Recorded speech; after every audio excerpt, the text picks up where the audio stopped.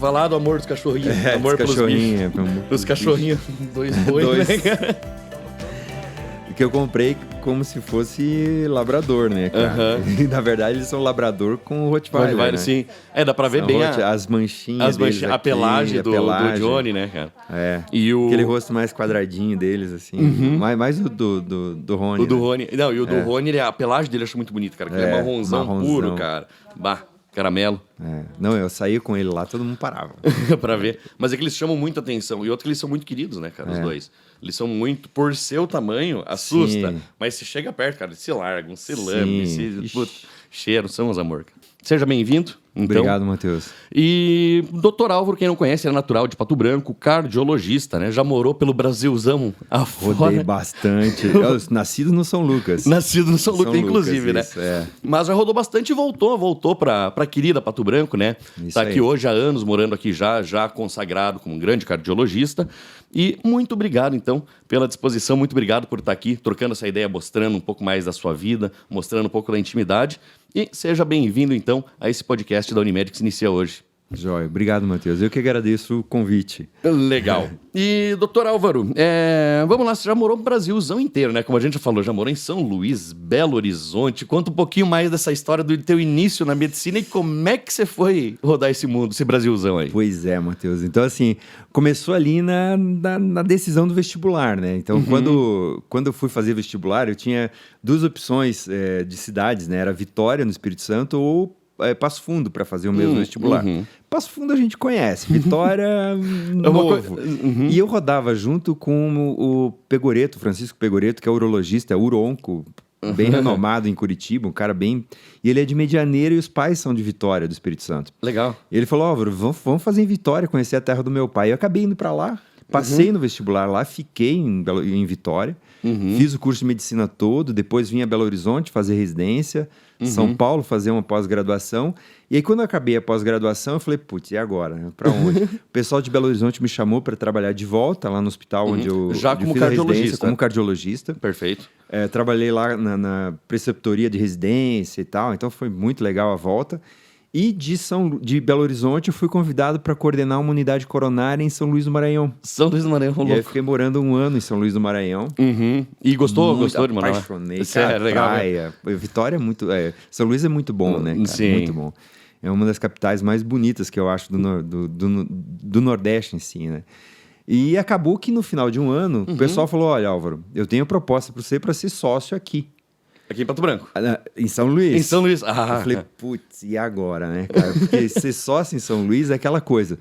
Implica de você ficar lá sempre. Lógico. E as férias ser direcionadas todas para Pato Branco depois, porque quando é que eu vou ver os pais? Os pais, aqueles gringos italianos que não saem, não viajam. E a família sempre tem que estar perto, os filhos sempre perto. E eu voltei para conversar aqui e foi justamente aquele período de transição do Hospital São Lucas. Porque o Hospital São Lucas estava naquela, não sabia se fechava, se vendia e tal.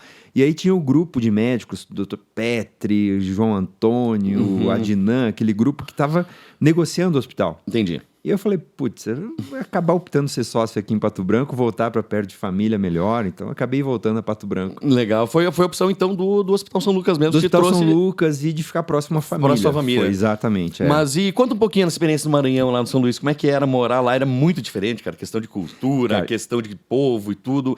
Que nem você falou, deve ser muito gostoso, né, cara? Quem vai pra aquela região adora, né? Isso, eu aprendi muito, sabe, Matheus? Aprendi muito lá em dar valor ao tempo de vida que você tem. Todo mundo fala assim, o nordestino é preguiçoso. Não sei. Eu não acho preguiçoso, eu acho que eles sabem aproveitar a vida. Sim. Eles sabem aproveitar, eles sabem os horários, eles sabem curtir. Teve um médico lá que eu aprendi muito com ele, que ele é maranhense e tal. E aí o que acontecia? Todo dia eu chegava às 7 horas na clínica, o carro dele já estava. Então ele começava às 6 horas, 6 e meia, ele já estava na clínica.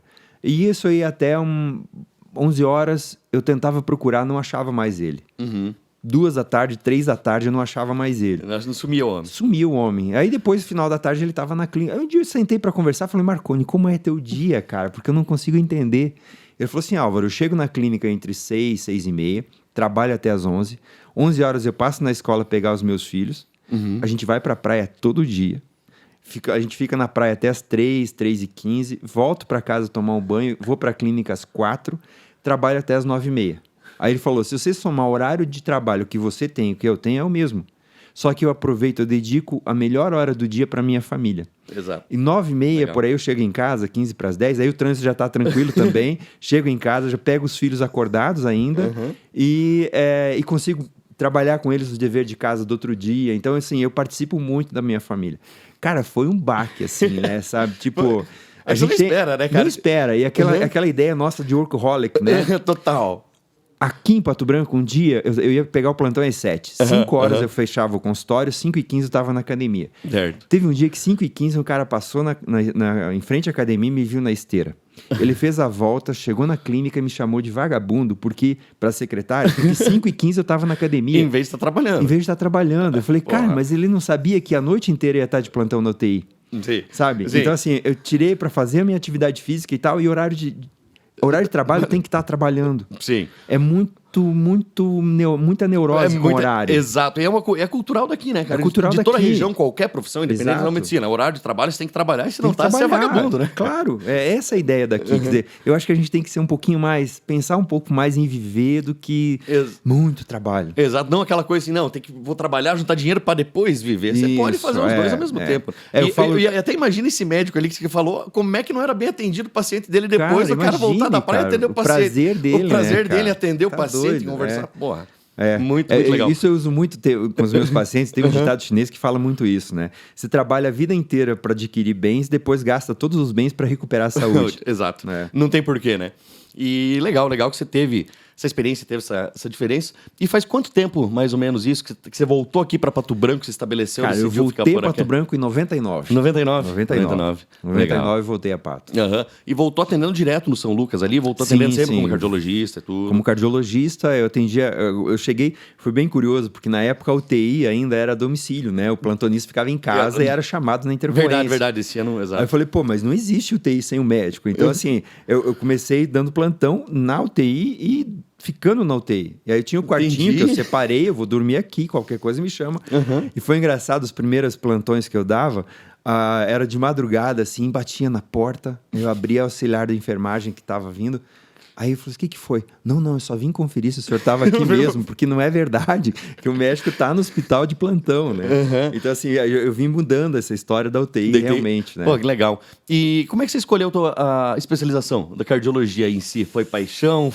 Cara, foi paixão. Foi paixão. Na época da decisão, eu tinha... foi bem na transição ali, o Alceni era ministro e o Hospital do Câncer saindo. Eu estava muito decidido a fazer oncologia.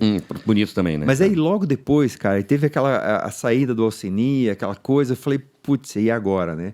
Aí eu falei, bom, vamos ver o que eu gosto de fazer. Realmente veio a cardiologia, é o quê? É a paixão mesmo. Né? Sim, mas é muito legal que você trabalha com vários aspectos. Você não trabalha só, às vezes, com o órgão, só com o coração, né? Você trabalha com o estilo de vida da pessoa, exatamente. né, cara? A minha formação foi essa, né, Matheus? Eu fiz cardiogeriatria, quer dizer, é a combinação de duas especialidades. Como é que funciona?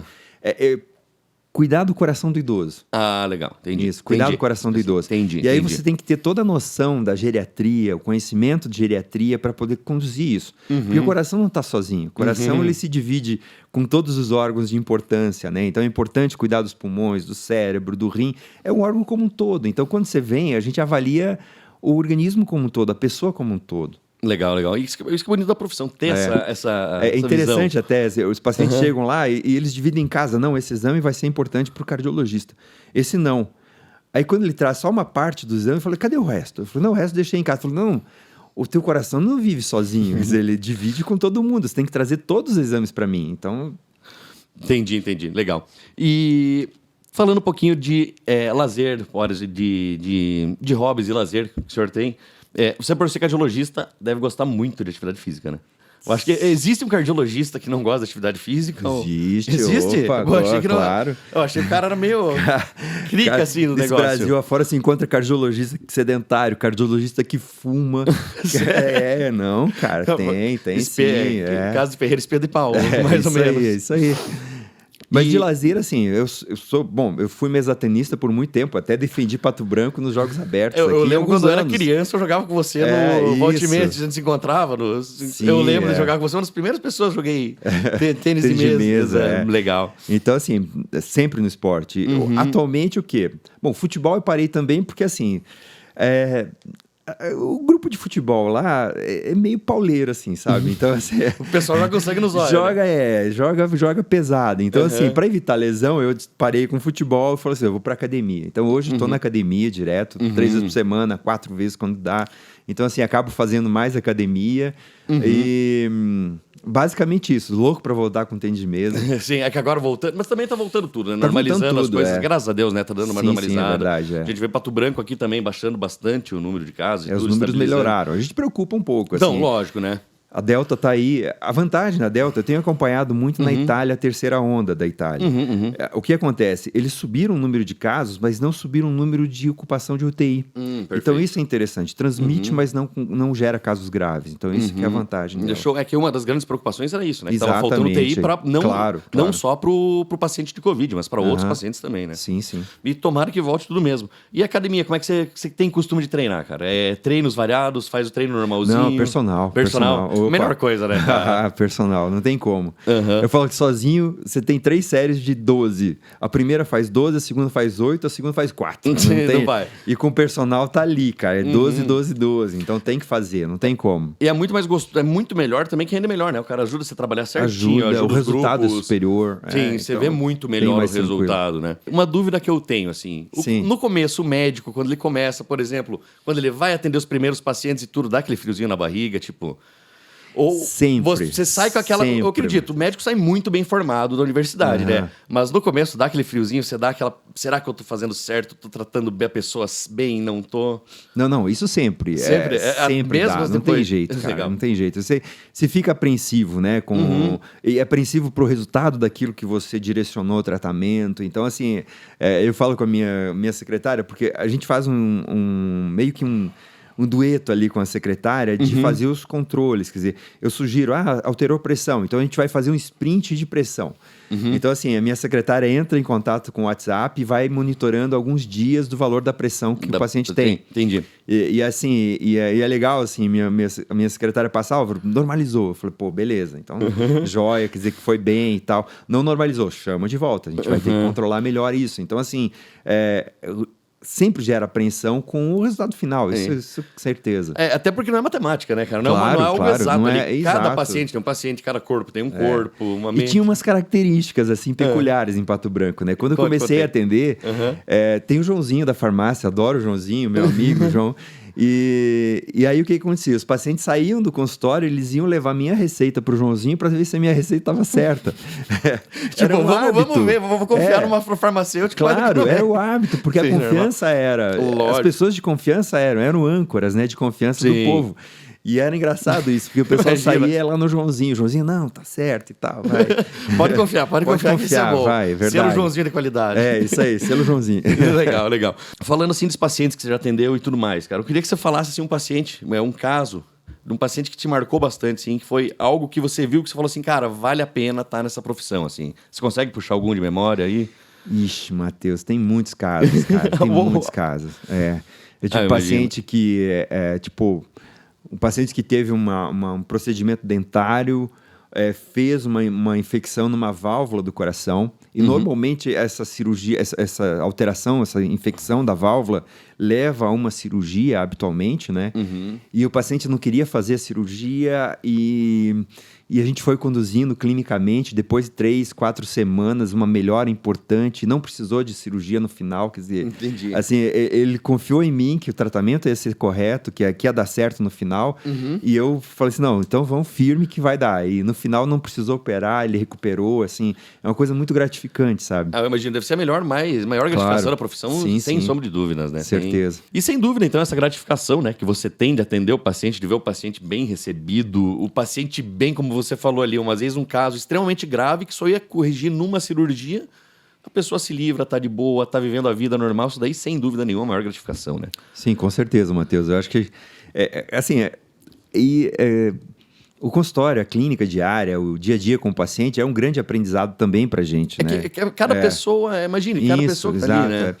Tem um médico que me contou um dia que ele foi pro Japão, fazer uma experiência lá e tal, e aí ele conversou com um senhorzinho, médico bem senhorzinho, sobre um caso específico lá. Certo. E aí o chefe era um médico de 90 anos de idade, bem mais senhor do que aquele senhor. E aí ele falou assim, olha, eu acho que você deve dirigir a pergunta àquele médico de 90 anos, porque assim, ele tem pelo menos uns 15 anos mais de experiência que eu, ele pode te responder melhor isso aqui. Então, assim, a gente vai, na medicina, a gente vai conseguindo conquistar conhecimento durante a vida mesmo, né? Se pegar, são experiências que a gente vai aprendendo durante a vida e que contam muito, né, Matheus? Talvez o paciente ali, como você falou, Exato. o dia a dia com o paciente seja a maior escola até, do médico, né? Certeza, a maior escola. Eu tenho um amigo que saiu da faculdade e ele logo abriu o consultório e foi.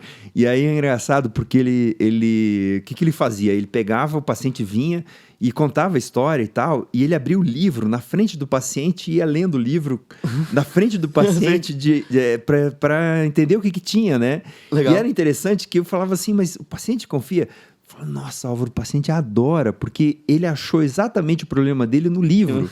Então me provou, tá aqui o negócio. Quer dizer, era uma segurança para ele, né, de ter uma leitura, porque ele não tinha experiência de residência médica e tal. Entendi. E o paciente sentia confiança, porque ia buscar no livro o problema dele, né? Então é bem interessante, né? Totalmente interessante. Uma vez que você vai pensar assim, o cara vai ficar com medo, vai ficar desconfiado. Vai ficar desconfiado por consultar o livro. Não, criava mais vínculo. Legal. Interessante isso. Até porque tem essa, né? Muita gente acha ali, o médico da profissão de saúde, geralmente o cara tem tudo na cabeça, né? Acha que o cara tem mas coisa... não é assim. Não é assim, né? É tudo na consulta, né? Por isso que muitas vezes você pega um caso ali, você vai falar melhor, às vezes pega um caso, você tem que estudar o caso, tem que levar para casa, pesquisar, tem muito disso, né? Tem muito disso. E aí hoje a rede social, WhatsApp, isso ajudou muito, Matheus, ajudou muito, nossa, cara. Legal. Não, ajudou bastante em termos médicos de, eu tenho um caso complicado, eu vou conversar com um cardiologista amigo meu, que é mais experiente, que já trabalhou muito nesse setor, falou, olha, eu tenho um caso assim, assim, assado, isso acontece muito, ter esse feedback com um cardiologista mais experiente. Legal. Mas você falou um negócio de rede social e o paciente em si, eu acho que é legal a gente conversar. Ou a autoconsulta ali, Teve né? até um trabalho recente que até eu fiz parte do trabalho de pesquisa, de saber... Você, como um médico, você gosta quando o paciente busca todos os sintomas dele na internet e vem para você daí com aquela monte de coisa preparada na cabeça do que o Google falou? Eu gosto, cara. Você gosta? Um negócio que eu gosto disso. Eu gosto porque, assim, o cara procurou uma ajuda. Sim. E o que eu costumo fazer, o que eu gosto de fazer é orientar dentro tudo aquilo que ele buscou. Legal. Filtrar. Eu acho que a filtração é legal. Falou assim, olha, você viu e tal, mas isso não é legal, isso é bom, isso que você viu é interessante e tal. E eu brinco que todos os sintomas viram câncer no Google, né? No final, tudo pode ser câncer, né? Então, a gente acaba ajudando bastante, mostrando, falando, olha, não é qualquer coisa que a gente lê. Tem sites que são legais, tem sites que não são legais. Uma coisa que a gente viu agora na pandemia, sim, né? No Covid. Na fase do Covid. Tem youtubers que têm uma visualização muito maior do que um infectologista de renome que fez um vídeo orientando sobre Covid. Quer dizer...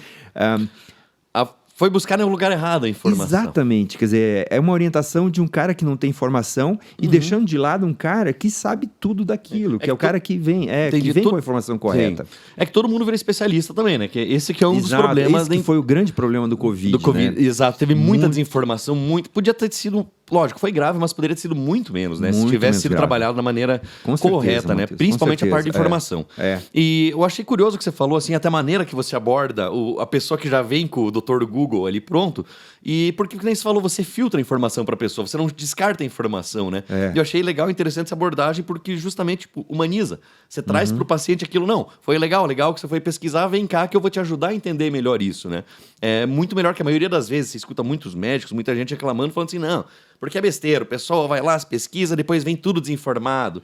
E não é assim, como você falou, a informação existe, ela só às vezes tem que ser trabalhada, né? Tem que ser direcionada para o paciente, né? Exatamente, ele tem que saber onde procurar a informação correta. Eu acho que o mais importante é isso, né? Não é... Se você escuta alguém lá na internet, você vai acessar o canal de alguém, busque informação de quem é o cara, quer dizer, qual a informação dele para falar aquele assunto. Então tem muita gente que se intitulou infectologista, cara da estatística, o cara da... É complicado, né? E a gente gosta de ouvir, né? Pior que a gente ainda vai lá e escuta o que o cara tá falando, né? É complicado.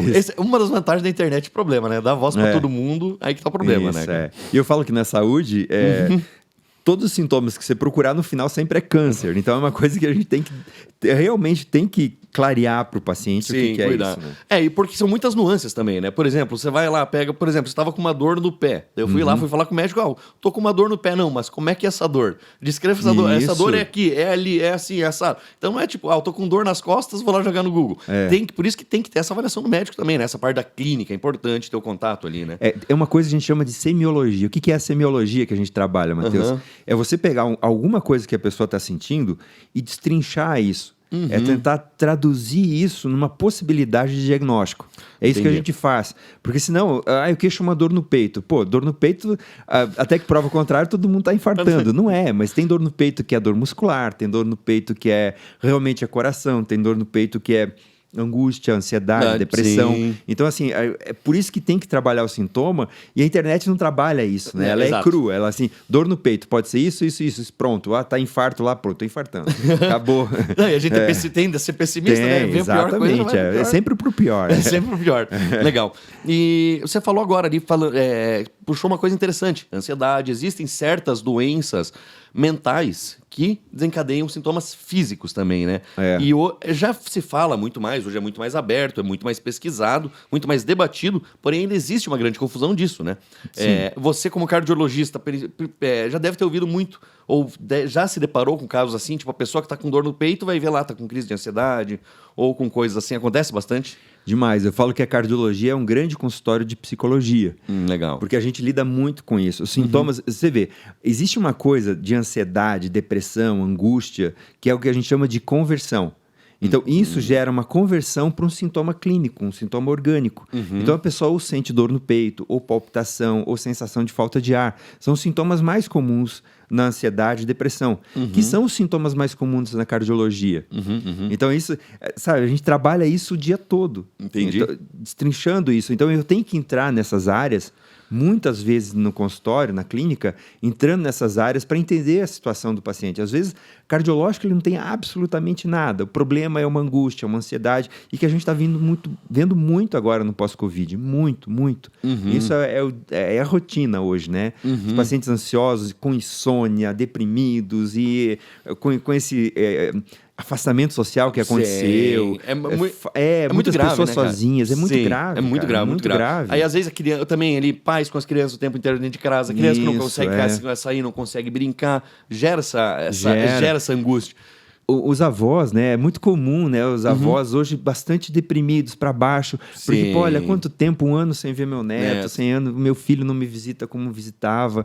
Cara, isso é bastante complexo. Isso gera muitos sintomas, gera muita ansiedade, expectativa e depressão, né? Sim, sem dúvida. Até porque foi um isolamento muito grave, né? Foi muito sério aqui. E no Brasil, cara, aqui na nossa região ainda mais, no Brasil inteiro em si, a gente é muito próximo, né, cara? A gente, a gente depende do contato humano, né? Depende muito. A gente é sociável, né? Exato, é um ser sociável. Exato. Eu falo no meu pai, quando a gente começou a pandemia, o meu pai falou assim, não, tudo bem, né?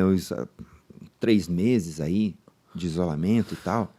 Aí o pai parou, me olhou e falou assim... E se for mais de 3 meses, como é que a gente vai viver? Putz, a gente já tá aqui há 2 anos. Quase há 2 anos, né, cara? Nessa. Mas é algo que complicado. Mas a gente se acostumou. Porque se parar pra ver a loucura que é, tipo, a gente acostumou com essa vida. Até bom, né? Que a gente se adaptou, porque senão não ia conseguir. Mas parece que era outro mundo, né? Sim, você olha 2019 ali, parece que é outra realidade, né? Não, cara? é verdade, é verdade. É uma loucura. E voltando agora, falar um pouquinho da Unimed. Em si, eu esqueci, no começo ali foi para abordar, esqueci, agora vamos falar, não dá para deixar de falar, né? Você está fazendo parte da diretoria executiva da Unimed, fala um pouquinho mais do cargo e da área ali, do papel que você está exercendo dentro da diretoria em si, doutor. Isso. Matheus, então assim, a Unimed, ela vinha com um modelo de gestão que era o presidente, vice-presidente, secretário, e era um sistema que dominava a Unimed por um longo tempo. Sim. E o que aconteceu nessa gestão atual agora, com o Mutsuki e tal? O Mutsuki e Ivaí que vinha, o Mauro Matia que vinha. Sim, não é onda. Isso, O que aconteceu? Uma mudança de gestão.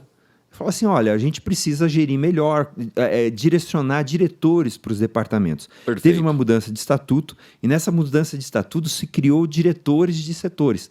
Então, a gente tem a figura do presidente, mas hoje tem o diretor financeiro, o diretor de mercado e o diretor de promoção de saúde, que eu acabei entrando. Legal. Então, entrando na promoção de saúde. Então, hoje o meu foco lá dentro é cuidar da saúde de uma forma em geral dentro da cooperativa. Interessante. Promover. Então, a gente tem o CAS, eu coordeno o CAS. Então, atendimento de consultas, atendimento das áreas afins. Então, psicologia, nutrição, terapia ocupacional, exercício, as atividades a gente tem muitas atividades adicionais, como as atividades com os idosos e tal. Então, legal. assim, é uma área muito legal de trabalhar. E é uma área que eu gosto muito, né? Promoção à saúde é a área que eu gosto de trabalhar com as pessoas. E deve ser muito gostoso, como você falou, tá trabalhando com pessoas e outros, tá trabalhando com prevenção das pessoas, né? Com prevenção. Que é muito Esse é o grande foco. Exato. É muito mais importante umas horas a trabalhar a prevenção, que a gente também esquece disso. Às vezes, sabe, a tecnologia tá tão avançada, o médico tá tão bom que espera a hora que der o problema, eu vou lá e me curo. Exatamente. Tipo, esquece que é muito mais importante ter essa prevenção em si, né? Isso. E é uma coisa legal, assim, tipo, se a gente for olhar no tempo, né, Matheus, até 45, a saúde era terapêutica. Nós vamos tratar a doença e acabou. Acabou, exato. De 45 para cá, foi a virada da Segunda Guerra. Mas não, a gente tem que trabalhar com a prevenção. Se a gente não trabalhar com a prevenção, a gente não vai trabalhar a doença corretamente como deve, né? Então, a partir de 45, veio essa ideia toda de trabalhar com a prevenção em saúde, que eu acho que foi o grande salto que a gente teve na medicina, né? A gente preveniu o aparecimento da doença. Mas é nítido até para ver, inclusive, na qualidade de vida mundial, né? Da população, quanto mais está vivendo, como melhorou a qualidade de vida na população em geral, com essa mudança, além da tecnologia evoluir tudo, né? Essa mudança de mentalidade, né? E é uma rotina de você falar, voltando de novo à parte clínica, né? É interessante a gente falar, o paciente vem todo ano e a gente fala assim, doutor, o que eu preciso fazer para cuidar da minha saúde? Você precisa cuidar do teu peso, fazer atividade física, controlar a alimentação, controlar o sal da comida. Aí ele fala assim, o senhor falou isso no ano passado, o ano retrasado, o outro ano também o senhor falou, mas você fez? Não, eu não fiz, eu vou começar.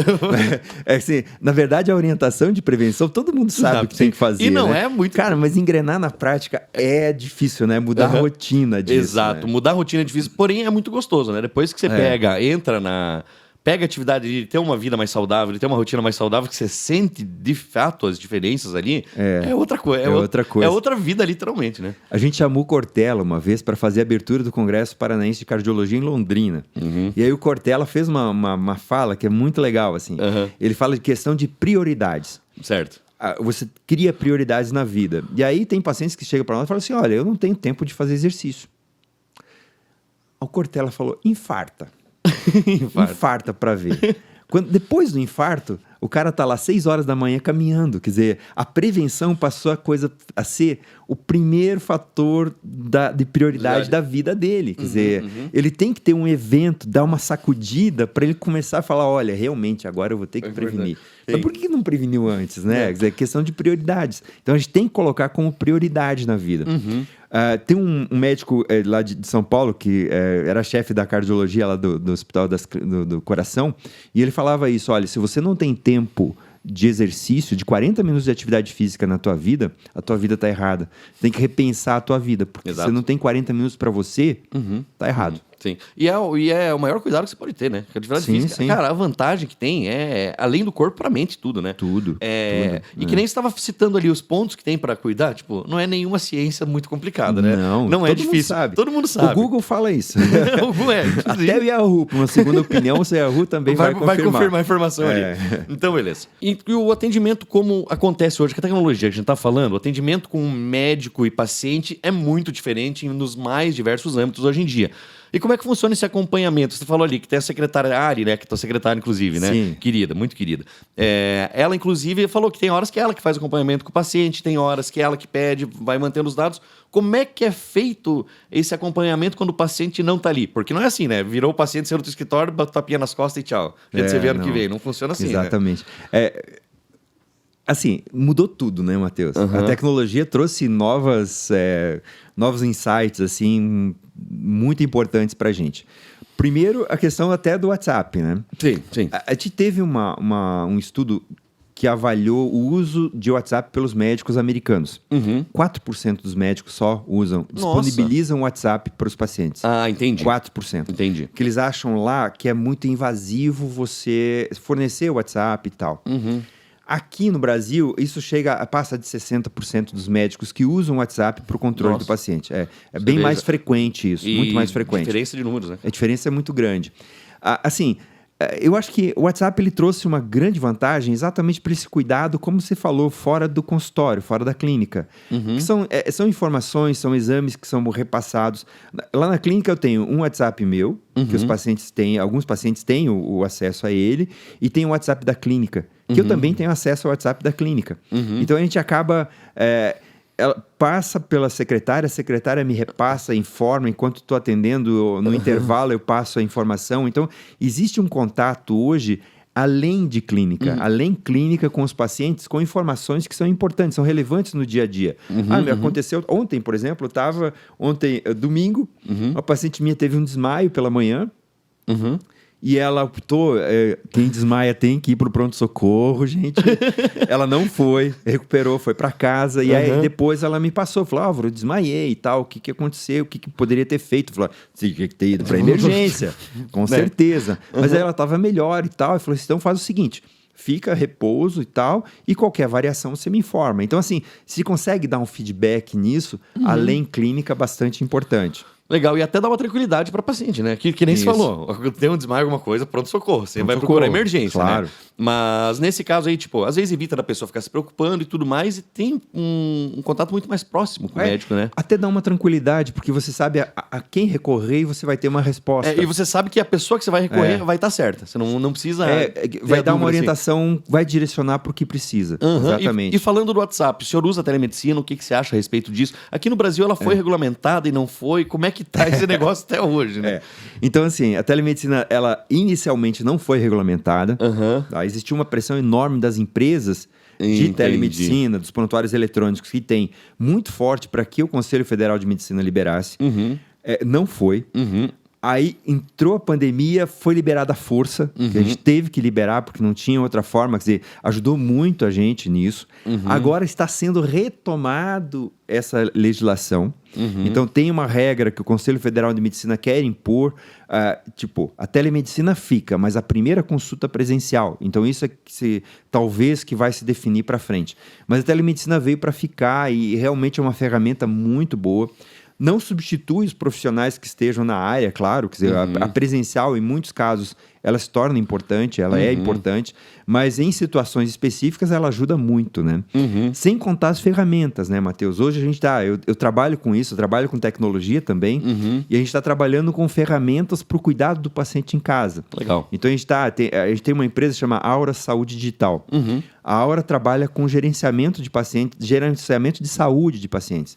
Então, aplicativo de controle de pressão. Então, a gente dá o feedback ali de como que tá. Quer dizer, minha pressão tá boa ou não? Lança a pressão e vai vir um feedback na hora. Tá boa, não tá? Ou afere daqui uma hora e manda de novo. Então, ele vai fazer um rastreio disso. Controle de diabetes. Vai te dar orientação de atividade física, vai dar orientação de nutricional. Então, a gente quer fazer todo o cuidado do paciente dentro do aplicativo, dentro do sistema de gerenciamento. Então, é aquele braço fora da clínica que ajuda muito a gente a controlar as situações dos pacientes. Legal, então realmente veio para ficar, né? Não, a tecnologia veio para ficar. Tem que se adaptar a ela e usar ela bem feita, né? E você estava falando agora, você gosta muito de tecnologia, é uma pessoa que lê bastante, se informa bastante. Se uma pessoa para e fica hoje 4 anos, Matheus, eu tô falando agora para os alunos 2 anos. Até agora 4, mas 2 anos que ele não lê nada, não lê um artigo científico, é bom ele começar a medicina de novo. Entendi. Porque desatualizou totalmente. Está evoluindo muito rápido. Muito rápido, a medicina está muito acelerada. Então, antigamente tinha a ideia do generalista, que cuidava de tudo, hoje é o cardiologista. Dentro da cardiologia, hoje tem um especialista em hipertensão, tem um especialista em válvula, especialista em coronária, quer dizer... O cardiologista geral, às vezes ele tem dificuldade até em alguma coisa dentro da cardio por conta de ser muito super especializado aquilo. Uma figura que está voltando muito é o médico de família, né? O médico generalista, que é aquele médico, na verdade, para cuidar. Porque se a gente for ver, 80% das situações de saúde... O clínico resolve. Sim, não precisaria. 20% é que precisaria de especializar. Então, assim, tá voltando a história do médico de família para saber, para matar esses 80% do que todo mundo resolve, ele consegue resolver muito bem, e para ter o encaminhamento correto no que precisa do especialista. Perfeito. Eu acho que esse que é o caminho. Ter os dois lados ali são importantes. Os dois lados são importantes. Exato. Legal. E então é isso, doutor Álvaro, muito obrigado. Tá, obrigado, Matheus, que é isso. Pela presença, muito obrigado aí por tudo que o senhor faz em Pato Branco, pelo trabalho dentro da Unimed. Até uma próxima. Até uma próxima. Pode contar comigo. Maravilha. Valeu.